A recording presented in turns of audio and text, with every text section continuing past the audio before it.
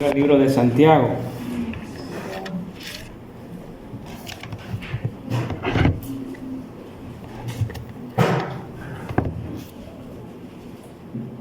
Y vamos a comenzar el día de hoy a ver esta carta. El día de hoy vamos a ver una introducción a esta carta que es muy práctica y muy necesaria escuchar y meditar en ella por todo lo que nos va a enseñar. Y simplemente el día de hoy vamos a leer el versículo 1. Santiago, siervo de Dios y del Señor Jesucristo, a las 12 tribus que están en la dispersión, saludo. Hasta ahí nuestra lectura. Y oramos a Dios. Padre nuestro, gracias te damos por esta tu palabra inspirada por tu Espíritu y que vino a través de la pluma de Santiago y que la tenemos a nuestra disposición. Gracias, Padre, porque tu palabra sigue hablándonos. Tu palabra es viva y eficaz y más cortante que toda espada de dos filos y penetra, Señor, hasta el interior de nuestro ser y discierne los pensamientos de nuestros corazones, Padre. Gracias, Padre, porque hoy podemos estudiarla y meditarla, Señor. Ayúdanos a poderla aplicar, sobre todo, Señor. No, el entendimiento, Padre, ciertamente es muy necesario, pero la disposición a poner por obra lo que tú nos dices es la lucha que tenemos en nuestros días, Padre. Oramos, Padre, para que tu palabra traiga bendición a nuestras vidas. En el nombre de Jesús, amén. Amén y amén. Bien, hermanos, como les decía, esta es una epístola muy práctica. Y a lo largo de esta carta nos llama a ser personas perfectas, íntegras, maduras, y el modo de conseguirlo, de acuerdo a Santiago, es seguir la sabiduría que viene de lo alto y rechazar la sabiduría que viene del mundo, de lo bajo, ¿verdad? Si queremos tener las dos cosas, Santiago va a ser muy claro, nos va a llamar amigos del mundo, nos va a llamar de doble ánimo, enemigos de Dios, y son palabras muy fuertes para nosotros escuchar el día de hoy. Y Santiago va directo al grano, sin andarse por rodeos. No le interesa realmente escuchar tu profesión de fe, él quiere ver tu práctica de la fe. No es que Santiago quite importancia a la sana doctrina, sino que quiere ver que esa doctrina, cómo fluye en nuestra forma de vivir. Hablar es fácil, dice Santiago. Santiago quiere ver resultados, quiere ver prácticamente lo que implica que el decir creer en Cristo, porque prácticamente, hermanos, la mitad de la carta está impregnada de verbos en forma imperativa, lo cual nos indica que son mandamientos. Santiago es como un sargento que simplemente da órdenes y que quiere que se cumplan, y es todo. Quiere ver acción. El refrán que a veces conocemos, del dicho al hecho hay poco trecho, ¿verdad? Ese es el refrán que conocemos. Y Santiago va a desafiar así nuestra fe. Y cuando somos desafiados, nuestra tendencia es resistirnos. Quizás es una de las razones por las cuales esta carta ha encontrado mucha resistencia, ha sido rechazada, ha sido cuestionada a lo largo de la historia, ¿no? Obviamente porque hay un problema con Santiago, ha generado una enorme controversia entre los cristianos. Algunos de los primeros creyentes cuestionaron su inclusión dentro del canon del Nuevo Testamento. Siglos más tarde, el gran reformador Martín Lutero describió a Santiago como una epístola de paja. Reformador. Un vistazo rápido simplemente a la carta nos muestra por qué algunos han encontrado ciertos problemas. Si hojeamos normalmente alguna carta del Nuevo Testamento, vamos a encontrar siempre a Jesús, a Cristo mencionado, y varias veces en una carta. Pero aquí solamente encontramos 2 veces la palabra Jesús, o la mención de Jesucristo. Y solamente 2 veces al principio, que ya lo leímos, y más adelante se va a mencionar otra vez. Entonces parece raro, ¿verdad? Extraño, porque solamente mencione 2 veces la palabra Jesucristo. Parece como que Jesucristo no tiene nada que ver aquí. Y podríamos temer quizá que esta no sea una carta particularmente centrada en el Evangelio. Y otros han criticado a Santiago por su falta de congruencia o de cohesión, porque simplemente cree que son ideas o pensamientos plasmados simplemente aleatoriamente, porque no parece llevar una línea de pensamiento, un orden como las cartas de Pablo, que normalmente lleva primero un contenido doctrinal y después un aspecto práctico. Y aquí Santiago parece como que lo hace así al azar, ¿verdad? Pero incluso la crítica quizá más famosa es que Santiago está contradiciendo al apóstol Pablo. Ya le estamos leyendo la epístola a Romanos y parece como que Santiago se propone intencionadamente a decir lo contrario que dice Pablo, a contradecirlo o a contestarle a Pablo. Entonces, por eso vemos ahí en capítulo 2, versículo 24, que nos dice: vosotros veis pues que el hombre es justificado por las obras y no solamente por la fe. Inmediatamente nos vamos a Pablo, obviamente encontramos lo contrario, ¿verdad? Entonces, y eso fue suficiente precisamente para Martín Lutero, ¿verdad? Que se enojara y dijera: Santiago está destrozando las escrituras y se está oponiendo a Pablo y a toda la escritura, dijo él. Son palabras muy fuertes. Y sí, al final en su vida él reconoció que era parte de la Biblia, pero en un principio esa es la reacción que él tuvo. Y muchos obviamente buscan pruebas precisamente precisamente por estas luchas o estas problemáticas que encontramos en esta carta. Y en general ha habido 3 puntos de vista sobre la epístola de Santiago y en relación a la teología de Pablo. La primera, o el primer punto de vista, sugiere que Santiago está respondiendo directamente a Pablo. Y este era el punto de vista de Lutero. Él afirmó rotundamente que Santiago se opone frontalmente a Pablo y al resto de las escrituras al atribuir justificación a las obras. Según ese punto de vista, se argumenta que Santiago, como cristiano judío, escribía intencionadamente para corregir lo que consideraba una teología deficiente de Pablo. Y por lo tanto no había posibilidad de armonizar ni a Pablo ni a Santiago. La segunda opinión dice que Santiago está abordando los malentendidos de Pablo. Según esta opinión, Santiago no tiene ningún problema con Pablo directamente, sino con aquellos que han tergiversado sus palabras o sus ideas. O sea, la doctrina de la justificación por la fe se había transformado en una especie de antinomianismo, es decir, negar la ley, negar una conducta moral. Y Santiago escribe para corregir este abuso de las enseñanzas de Pablo. Dentro de autores modernos hay quienes piensan esto, como el autor John Piper cree esto. Y por último, la tercera opinión simplemente concluye que Santiago escribe sin hacer ninguna referencia a Pablo. Y hay buenas razones para apoyar esta opinión.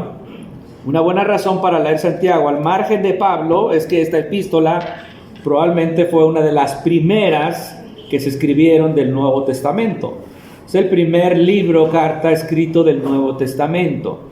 En ese momento de la historia, pues las cartas de Pablo no habían circulado todavía aún y no habían tenido una gran influencia. Entonces no parece Santiago estarle contestando a Santiago a Pablo, ni corregir las ideas distorsionadas que habían tenido ciertas personas de Pablo. No, simplemente él escribe al margen de esto. Ahora, vamos a centrarnos quién es Santiago. La epístola vemos ahí que comienza: Santiago, siervo de Dios y del Señor Jesucristo. No hay más detalles de él y sin duda él debió haber sido muy conocido. Los lectores habían entendido rápidamente quién era él. Entonces por eso creemos que vamos a ver primeramente, hay varios Santiagos en el Nuevo Testamento, hermanos. Hay un Santiago que es el hijo de Zebedeo, que es el hermano del apóstol Juan y uno de los 12 discípulos originales, que él sabemos por el libro de los Hechos que fue martirizado allá en el año 44 después de Cristo. Ese es el primer Santiago. Está Santiago, hijo de Alfeo, que también es uno de los 12 discípulos originales. Y está Santiago, el padre de Judas.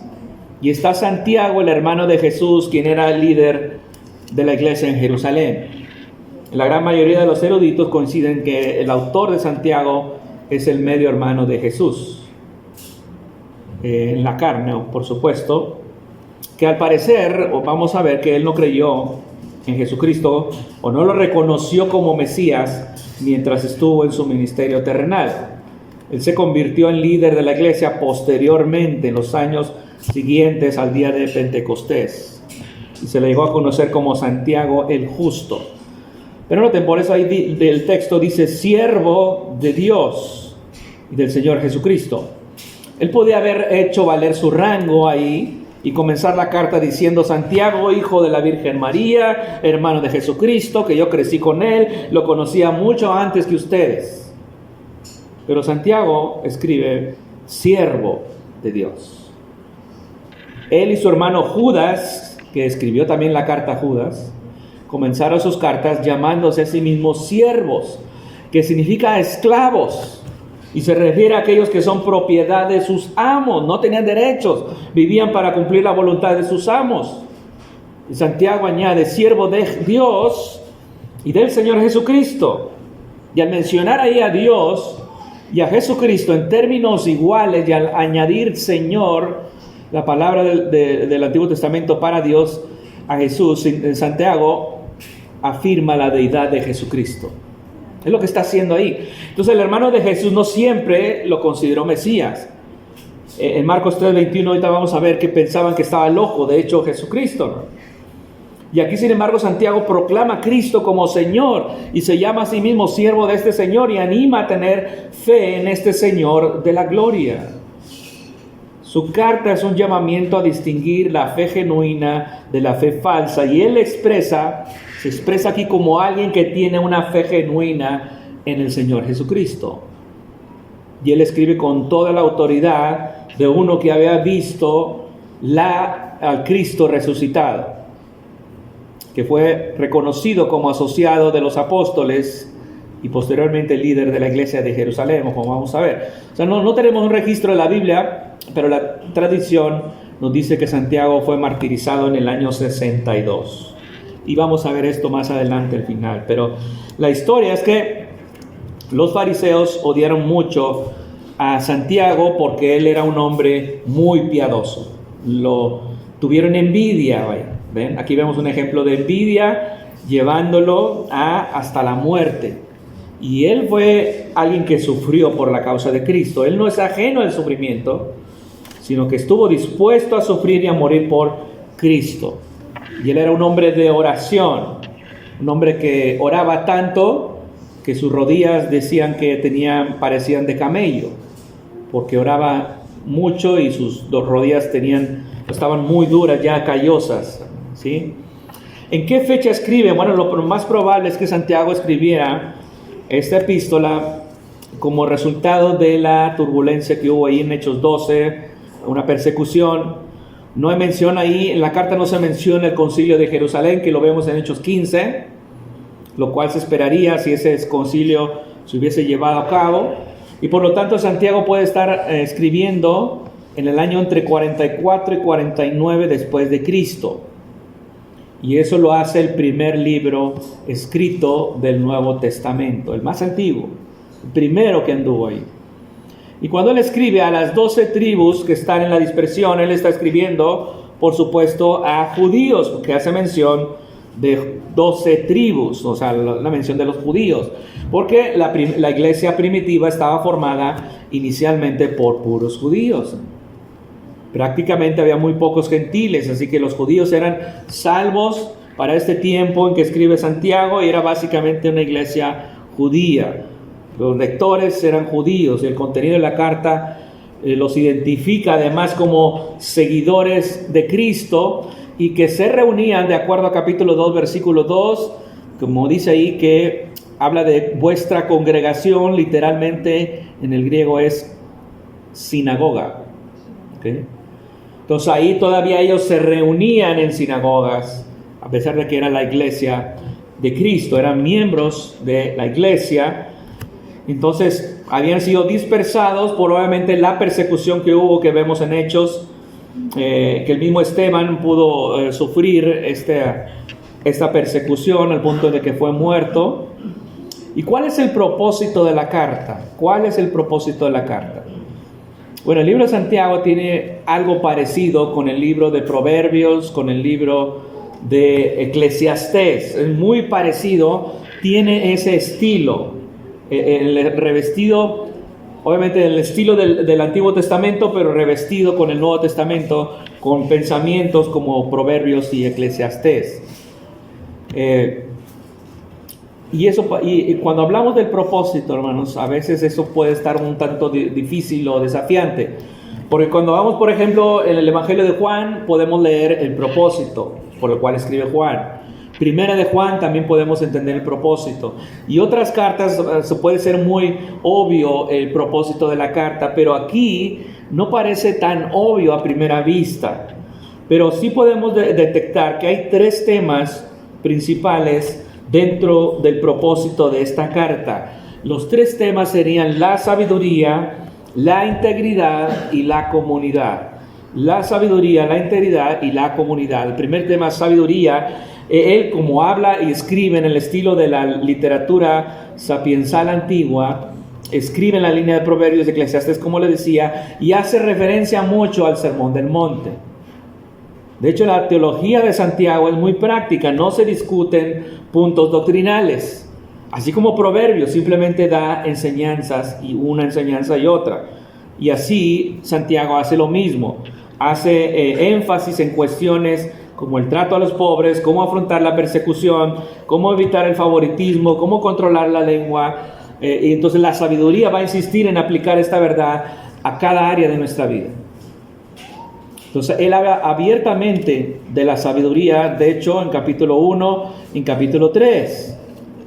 Es una sabiduría práctica y habla de una sabiduría de lo alto. Entonces, ahí vemos el propósito, que aunque es interesante que el Espíritu Santo no se menciona en esta carta, a lo largo de la carta, pero el fruto de la sabiduría en Santiago es prácticamente el fruto del Espíritu que vemos en Gálatas 5. Entonces el fruto de sabiduría, según Santiago, incluye humildad, pureza, paz, mansedumbre, misericordia, los buenos frutos en general, la imparcialidad y la sinceridad. Entonces ese es el primer tema, sabiduría. El segundo, la integridad. La integridad, que habla de ser íntegros, completos, es decir, no tener un corazón dividido, no ser de doble ánimo, no ser de doblez de corazón, como se lee en los Salmos. A lo largo de la carta, Santiago va a abordar todo esto. Va a abordar el tema de la duda, la incoherencia, la doblez, la hipocresía, y él enfatiza que el verdadero creyente no dice una cosa y hace otra. No intenta vivir como amigo de Dios y amigo del mundo. No, es íntegro. ¿Ok?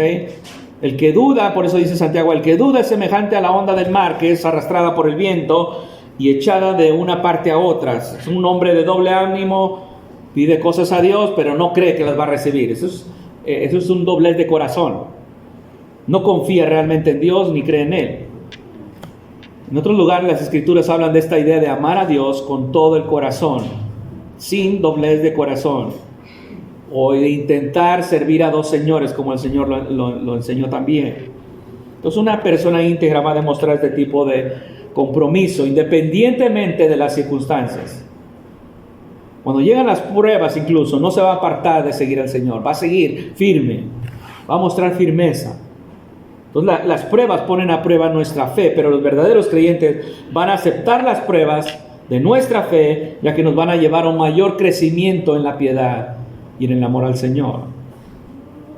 Y Santiago también no denigra la religión. A veces como cristianos insistimos en no hablar de religión, sino de relación, porque queremos resaltar obviamente la diferencia entre la verdadera relación con Dios y las meras formalidades, pero Santiago no hace eso. Él habla de la religión pura y sin mancha en capítulo 1, versículo 27. Entonces, de hecho, una fe que no va acompañada de acciones es una fe muerta. Si tu fe no te lleva a vivir de una manera diferente, pues es inútil. Entonces la integridad nos llama a vivir de manera diferente por lo que creemos, y eso es sabiduría, y la sabiduría trae bendición. Y de hecho Santiago también dice claramente, será bienaventurado en todo lo que hace, en capítulo 1, versículo 25. Es un lenguaje de bendición que nos recuerda las bienaventuranzas que enseñó el Señor Jesucristo. Que Él afirma varias veces que los bienaventurados son los pobres en espíritu, los que lloran, los mansos, los que tienen hambre y sed de justicia. Entonces la bendición no proviene de la mera creencia religiosa, sino de vivir activamente esa creencia, esa fe, una fe activa. Entonces para Santiago, los verdaderos creyentes demuestran su fe con una vida íntegra. Y insta a los creyentes a arrepentirse de su orgullo, de su hipocresía, de su mundanalidad. Entonces, el propósito de Santiago es sabiduría, integridad y en tercer lugar, la comunidad. Santiago va a escribir para elogiar la fe genuina dentro de la comunidad en Cristo, dentro de la congregación. Por eso en capítulo 2, versículo 2 dice, porque si en vuestra congregación entra un hombre con anillo de oro y con ropa espléndida. Ahí está haciendo énfasis en la congregación, en la iglesia local. Capítulo 3, versículo 1, hermanos míos, no os hagáis maestros muchos de vosotros. Si son maestros, ¿en dónde se ejerce ese ejercicio de maestro? Pues dentro de la iglesia, dentro de la congregación. Capítulo 5, versículo 14, ¿está alguno enfermo entre vosotros? Llame a los ancianos de la iglesia, otra vez. Entonces, al leer todos los mandatos y las instrucciones de Santiago, siempre hay que interpretarlos como dirigidos a la iglesia y no solo a individuos únicamente. Y esa distinción es muy importante porque aunque los individuos conforman la iglesia, es la ética colectiva la que va a dar sentido al testimonio de una iglesia. Es tu fe viviéndose en conformidad a lo que crees, lo que va a dar testimonio a una iglesia. No somos llamados a ser meros individuos, a vivir con integridad y sabiduría, sino que juntos formamos una comunidad que es modelo de sabiduría y de integridad. Entonces, cuando escribe sobre la lengua, por ejemplo, no está animando simplemente a los individuos a cuidar su lengua, sino que está llamando a toda la comunidad para que sea una cultura de pureza verbal. De manera que nuestra iglesia debe ser un ejemplo de cómo se vive la fe cristiana. Y obviamente que haya un entorno, una cultura donde se pueda vivir la vida cristiana. Entonces, y es difícil para nosotros como individuos vivir en obediencia fiel, pero el apoyo de toda la comunidad es importante, es crucial, porque va a fortalecer nuestra práctica. Necesitamos de la iglesia local, no somos cristianos aislados, somos parte de un cuerpo y estamos llamados a amar en un sentido práctico, a guardar nuestra lengua, a afrontar el sufrimiento y a practicar la sabiduría como comunidad, como iglesia. Vivimos nuestra fe dentro de una comunidad. Tienes responsabilidad hacia los demás miembros de la comunidad. No vives aisladamente. Entonces hay varios temas que se van dando aquí, hermanos, en la carta. Pero vamos a hablar ahora de Santiago el hombre. Santiago el hombre. Santiago comienza ahí su carta, como todas las cartas, ¿sí? Y hay tres elementos: el remitente, los destinatarios y un saludo. Pero primeramente Santiago, ¿verdad? Vamos a centrarnos en la vida de este hombre. Vamos a hablar en el sentido de que él, o en su sentido de su relación con la luz, que es Cristo. Santiago estuvo ciego por la luz. Ciego por la luz. Imaginen, hermanos, vivir a la sombra de un hermano que era perfecto. Jesús siempre acudía con su madre obedientemente, siempre se lavaba las manos correctamente antes de la cena, siempre hacía sus tareas con gozo y alegría, siempre obedecía, siempre. Y luego estaba Santiago, nacido con una naturaleza pecaminosa, como el resto de nosotros, viviendo a la sombra de un hermano mayor que vendría a ser el Dios encarnado. Y quizás Santiago, cuando Jesús comenzó su ministerio terrenal, dejó su casa, se marchó de su casa, quizás Santiago se alegró. Qué bueno que ya se fue. Como muchos hermanos pueden hacer hoy en día, ¿verdad? Pero entonces ese hermano ya extraño empezó a predicar, ¿verdad? Que él era el cumplimiento tan esperado de las profecías mesiánicas, y lo vemos en Lucas capítulo 4, que él está ahí en su lugar ahí natal, o en su lugar donde él vivía, perdón. ¿Cómo crees que se sintió Santiago hacia su hermano mayor en ese momento? Bueno, en Juan capítulo 7, versículo 5 dice que ni siquiera sus hermanos creían en él. Ninguno de sus hermanos creía que él realmente era el Mesías. Pues ahí anda mi hermano diciendo esto, quizás está loco, pero yo no creo en él. En Marcos 3:21 nos dice que su familia, cuando lo oyeron los suyos, dice ahí, vinieron para prenderle porque decían, está fuera de sí, o sea, ha enloquecido. Así que los hermanos de Jesús no reconocieron al principio el papel mesiánico de su hermano mayor. Jesús tenía 4 hermanos menores y al menos 2 hermanas menores que compartían madre, pero no compartían padre. Entonces, la idea obviamente, como comúnmente se cree en muchas partes, que eran primos o que eran hijos de un matrimonio anterior de José, pues obviamente no tiene ningún fundamento bíblico ni histórico, porque surgió siglos después con el deseo de preservar la virginidad perpetua de María. Obviamente no está en la Biblia. Y lo mejor es concluir simplemente que Santiago y sus hermanos eran hermanos y hermanas uterinos, es decir, del mismo útero, ¿sí? Pero obviamente no venían del mismo padre. Sin embargo, es evidente que sus hermanos, Santiago incluido, vivían tan cerca de la luz que en realidad estaban cegados por ella. No habían creído en él, no lo reconocieron. Algo muy similar quizá sucedió con Judas. Él estuvo muy cerca de Jesús, muy cerca. En Mateo 26:24 leemos que a la verdad el Hijo del Hombre va según está escrito de él, mas hay de aquel hombre por quien el Hijo del Hombre es entregado, bueno le fuera a ese hombre no haber nacido. Judas fue el hipócrita más exitoso de todos los tiempos. Jugó también su papel, que nadie más que el propio Jesús sabía quién era Judas, que él era un fraude, que era falso. Él era tan común y corriente que los discípulos no se daban cuenta ni se imaginaban quién era él. Era tan ordinario y se escondió obviamente dentro del camuflaje de la hipocresía, de la falsedad. Y Judas es un ejemplo de hasta dónde puede caer el corazón humano, ciertamente, pero pasó 3 años junto con Cristo, pero durante todo ese tiempo su corazón se fue endureciendo cada vez más y más. Estuvo expuesto a la misma doctrina que otros escucharon, vio los mismos milagros, participó en los mismos ministerios. Pues una persona, sucede, hermano, una persona puede estar expuesta a la misma doctrina, estar en la misma iglesia, en la misma enseñanza, en la misma casa, recibiendo la misma enseñanza, y no responde al Evangelio. Los otros 11 discípulos fueron usados por Dios de maneras asombrosas, pero es una similitud quizá que hubo con Santiago, pero Judas es una advertencia de los peligros de las oportunidades desperdiciadas, la dureza del corazón, los deseos perversos, y hay que aprender de eso también. Pero Santiago tuvo la oportunidad de arrepentirse. Fue cegado por un tiempo por la luz, pero Santiago entonces fue llevado a la luz. Llegó un momento en que Santiago se pudo arrepentir.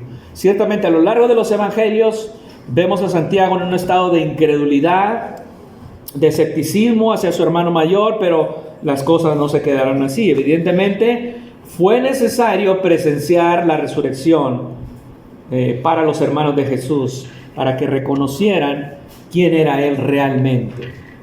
El Jesús resucitado se apareció personalmente a Santiago. 1 Corintios 15:7 dice Pablo, después apareció a Jacobo, después a todos los apóstoles. Y sin duda ahí se convenció quién era Jesucristo, su Señor, como él declara, siervo de Dios y del Señor Jesucristo. En Hechos capítulo 1, versículo 14 dice, todos perseveraban unánimes en oración y ruego con las mujeres y con María, la madre de Jesús, y con sus hermanos. Ahí estaba ya Santiago. Ahí vemos a la madre a María y a los hermanos de Jesús, orando con los otros primeros creyentes. El hermano de Santiago, Judas, también fue llevado a la luz, por eso escribió Judas. Santiago experimentó la venida del Espíritu Santo en Pentecostés, en Hechos capítulo 2, y vio el crecimiento de la iglesia de Hechos capítulo 3 al 9. Sin duda, Santiago fue un hombre muy activo en la iglesia de Jerusalén. Cuando Esteban fue arrestado y más tarde martirizado por su fe, él estaba ahí, él vio todo eso. Santiago debía saber que un joven y ferviente estudiante rabínico estaba ahí también, Saulo de Tarso, que él apoyó esa brutal muerte de Esteban y había comenzado a devastar la iglesia e iba arrastrando en las casas a hombres y a mujeres para encarcelarlos. Muy despiadado el apóstol Pablo. Bueno, Saulo de Tarso en aquel tiempo. Ahora mencionamos ya que Santiago no hace alarde de su parentesco aquí al principio. Se llama a sí mismo siervo. Es un término que solo describe su misión, sino que también lo coloca en la línea de los mismos personajes del Antiguo Testamento, como Moisés, como los profetas, como Josué, etc. Es un siervo de Dios. Ahora, ciertamente él estuvo ciego por la luz, pero Santiago entonces fue llevado a la luz. Y en tercer lugar, Santiago ahora es un portador de la luz. Los siguientes pasajes que vamos a ver, vemos a Santiago cómo desempeña un liderazgo muy importante dentro de la iglesia de Jerusalén. Les decía, él vivió la persecución de la iglesia que Saulo de Tarso encabezó. Y poco después de su conversión en camino a Damasco, Saulo de Tarso, que fue ahora el apóstol Pablo, regresó a Jerusalén para reunirse con los líderes de la iglesia que una vez habían perseguido tan ferozmente. Él regresó con ellos. Y vemos en Hechos capítulo 9, versículo 26, leemos ahí cuando se registra este relato, que dice: cuando llegó a Jerusalén, trataba de juntarse con los discípulos, pero todos le tenían miedo, no creyendo que fuese discípulo. Habla de Pablo. Entonces Bernabé, tomándole, lo trajo a los apóstoles y les contó cómo Saulo había visto en el camino al Señor, el cual había hablado, y cómo en Damasco había hablado valerosamente en el nombre de Jesús. Y estaba con ellos en Jerusalén, y entraba y salía. Y estaba con ellos en Jerusalén. Está la iglesia de Jerusalén. Aceptó ese testimonio de parte de Bernabé y recibió a Saulo como miembro de la comunidad cristiana, incluso dándole la bienvenida a la comunión apostólica, que vemos allá en Gálatas capítulo 1, versículo 18. Leemos ahí: después, pasados 3 años, dice Pablo, subí a Jerusalén para ver a Pedro, y permanecí con él 15 días. Pero no vi a ningún otro de los apóstoles, sino a Jacobo, el hermano del Señor. Al recibir a Pablo, quizás Santiago recordó su propia obstinación de aceptar a Jesús. Recuerden, Saulo es un perseguidor, y van y lo aceptan. Y quizá una de las razones que pensó Santiago, ¿por qué no hemos de aceptarlo?, es que él mismo, Santiago, había rechazado al Señor mucho tiempo. Al igual que Saulo de Tarso, Santiago finalmente se había convertido. Entonces la obra de la gracia de Dios obviamente obró en Saulo de Tarso y también había obrado en él, así que ¿por qué no recibirlo? En Gálatas capítulo 2, versículo 9 dice: y reconociendo la gracia que me había sido dada, Jacobo, Cefas y Juan, que eran considerados como columnas, nos dieron a mí y a Bernabé la diestra en señal de compañerismo, para que nosotros fuésemos a los gentiles y ellos a la circuncisión. Noten ahí cómo escribe Pablo. Hay un orden ahí. Cuando Pablo escribe ahí, no lo escribe nada más, porque sí. Cuando primero pone Jacobo, luego Cefas y luego Juan. Ahí está Jacobo encabezando una lista que ya en este punto ya Jacobo, Santiago, es un líder importante dentro de la iglesia, por encima de Cefas y por encima de Juan. Y que el mismo apóstol Pablo lo reconoció. El orden ahí, ¿sí? Es el líder importante de la iglesia ya para ese entonces. Y alrededor del año 49 después de Cristo hubo una disputa en la iglesia que amenazaba con romper la unidad entre judíos y gentiles. Y eso lo vemos ahí en Hechos 15, versículo 1, cuando dice: entonces algunos que venían de Judea enseñaban a los hermanos: si no circuncidáis conforme al rito de Moisés, no podéis ser salvos. Obviamente esa adición de la circuncisión al evangelio pues preocupó a Pablo y a Bernabé, que habían estado predicando el mensaje de salvación por gracia, solo por fe, sin obras. Y queriendo aclarar las cosas, Pablo y Bernabé fueron inmediatamente a Jerusalén para consultar con los apóstoles y los ancianos, incluidos Pedro y Santiago. Y cuando Pablo expuso su caso a los líderes de Jerusalén, Pedro estuvo de acuerdo y acordó al concilio que Dios había salvado a los gentiles estrictamente por la fe cuando él predicó el evangelio a Cornelio.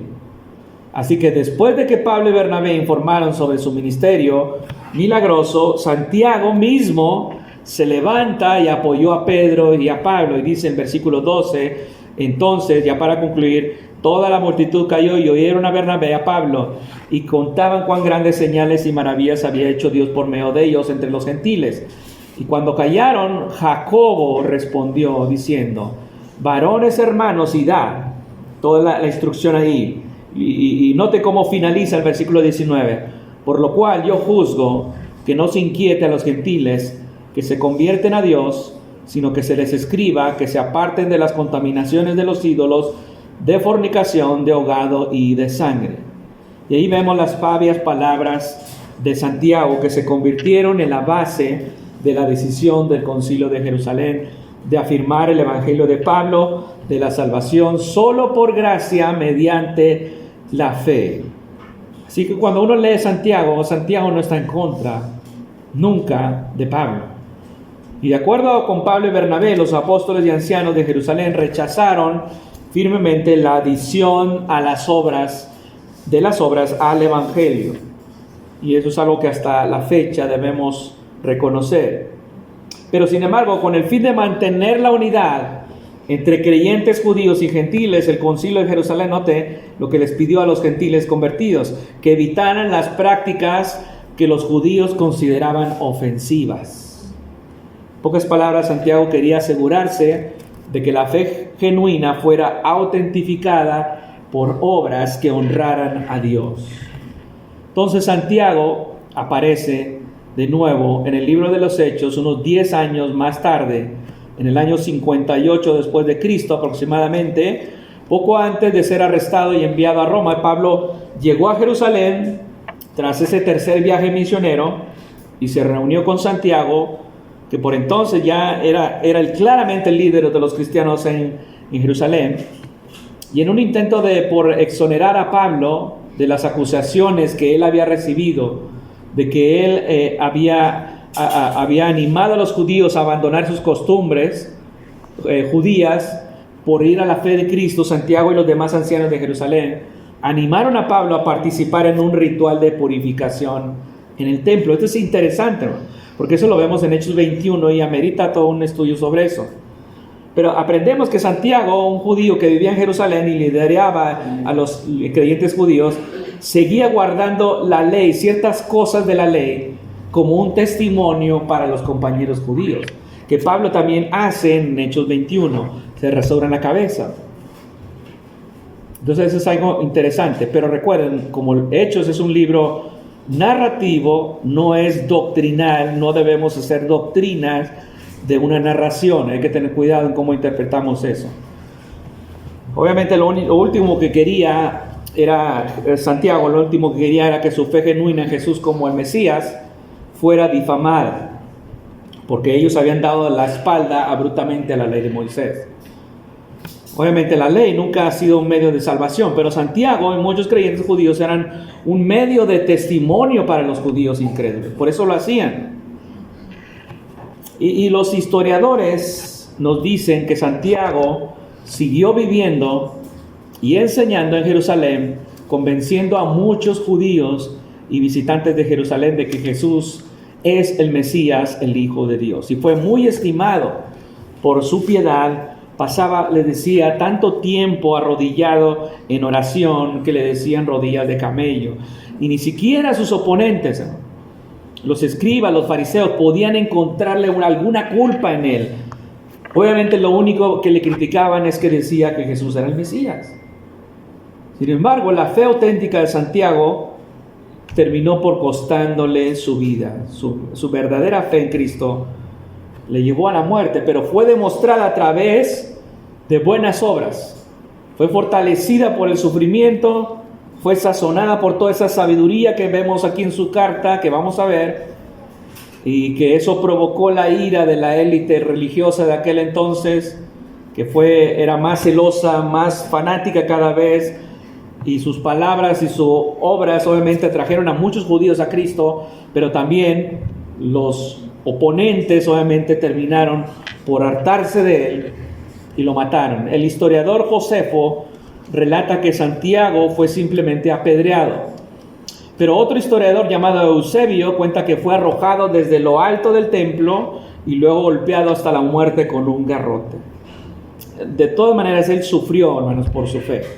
Sea cual sea los detalles de su muerte, que fue brutal, injusta, Santiago, el hermano de Jesús, fue martirizado por su fe allá en el año 62 aproximadamente después de Cristo. Y dice Eusebio también, el historiador, no pudieron soportar más el testimonio de aquel hombre que por la excelencia de su piedad había mostrado en su vida, era considerado por todos como el más justo de los hombres y por eso lo mataron, dice. Pero este hombre, Santiago, escribió el primer libro del Nuevo Testamento y es un manual práctico de la vida cristiana, hermanos, inspirado por el Espíritu Santo y que llamamos nosotros o conocemos como Santiago, Epístola a Santiago, que aún nos desafía hoy en nuestro día. ¿Cómo se aplica todo esto? Bueno, la epístola nos llama al tema de la fe. No es un tratado teológico detallado como Romanos que estamos leyendo, más bien es una epístola meramente práctica. Más que cualquier otro libro del Nuevo Testamento, Santiago se enfoca en cómo los creyentes deben actuar de acuerdo a la fe que profesan. Que también reflejan tus acciones la fe que estás proclamando, la fe que dices creer. Y esa pregunta nos va a desafiar a todos nosotros, porque siempre existe el peligro de una fe falsa hasta en nuestros días. Una y otra vez la Escritura nos llama a examinarnos, nos exhorta a examinar, a evaluar nuestra fe. El Salmo 17:3 nos dice: tú has probado mi corazón, me has visitado de noche, me has puesto a prueba y nada inicuo hallaste. Lamentaciones 3:40 dice: escudriñemos nuestros caminos y busquemos y volvámonos a Jehová. Gálatas 6:4 dice: así que cada uno someta a prueba su propia obra. 2 Corintios 13:5 nos dice: examinaos a vosotros mismos si estáis en la fe, probaos a vosotros mismos. Entonces Santiago en esta epístola trató de corregir este concepto erróneo de que solamente se requiere una fe verbal, una confesión oral, y eso es una base suficiente para decir que alguien es cristiano. Tengamos cuidado con eso, porque al igual que hoy, en nuestros días, uno de los grandes problemas en la iglesia es el fracaso de vivir lo que profesamos creer. Sabemos más, mucho más de lo que practicamos. Y Santiago les escribe aquí para amonestarlos, exhortarlos, alentarlos, en su mayor parte, pero siempre con un tono de interés pastoral, siempre. Él amaba a sus oyentes, a sus destinatarios. Nuestra conducta, hermanos, debe coincidir con nuestras palabras. En todo lo que hacemos, la fe sin obras es muerta. Entonces, la perfección de la cual habla Santiago, correctamente entendida, nos habla de una integridad, de una madurez espiritual que va a surgir del corazón regenerado y que se va a llevar y se va a plasmar en la práctica. Hermanos, ojalá que el Señor nos desafíe a través de esta carta, que podamos asimilarla. Amén. Padre nuestro, gracias, Señor, te damos